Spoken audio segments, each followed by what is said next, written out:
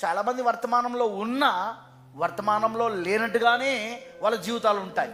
వాళ్ళకి ఆ ప్రత్యక్షత ఉండదు అనమాట. వర్తమానంలో ఉన్న వర్తమానము లేనట్టుగానే వాళ్ళ వాళ్ళ వాళ్ళ వాళ్ళ యొక్క ప్రత్యక్షతలు ఉంటాయి. ఎందుకంటే వాళ్ళకి దేవుడు బయలుపరచట్లేదు వాళ్ళకు. అందుకే వాళ్ళకు దేవుడు బయలుపరచకపోవడం వలన వాళ్ళు బబులోనులో అంటే గందరగోళములో గలిబిలులో ఉన్నారని బైబిల్ చెప్తా ఉన్నది. కానీ మన ప్రవక్త వచ్చిందే ఎందుకంటే మనల్ని గందరగోళములో నుండి బబులో నుండి గలిబిల నుండి బయటికి తీసుకురావడానికి.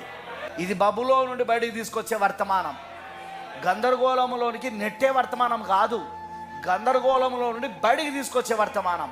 అందుకే మెసేజ్ అనేది ఈ రోజున అనేక మందికి గందరగోళంగా గలిబిలుగా ఉన్నది.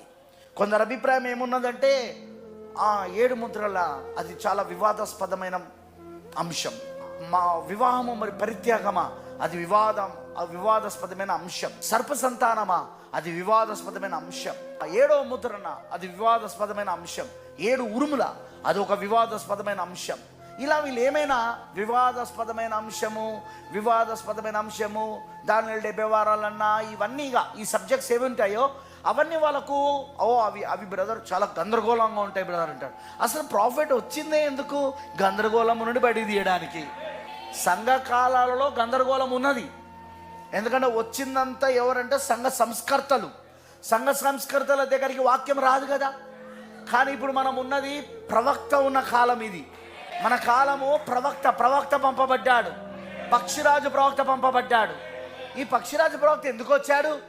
గందరగోళంలో నుండి, సంఘ శాఖలలో ఉన్న గందరగోళంలో నుండి, ఏవైతే ఇప్పటి వరకు సంఘ శాఖలలో తెరవబడలేదో, ముడివేయబడి ఉన్నాయో, ఏవైతే విడిచిపెట్టబడ్డాయో ఈ గందరగోళాలు, ఈ వివాదాస్పదమైన అంశాలు, వాటన్నిటినీ విప్పడానికి ప్రవక్త వచ్చాడు.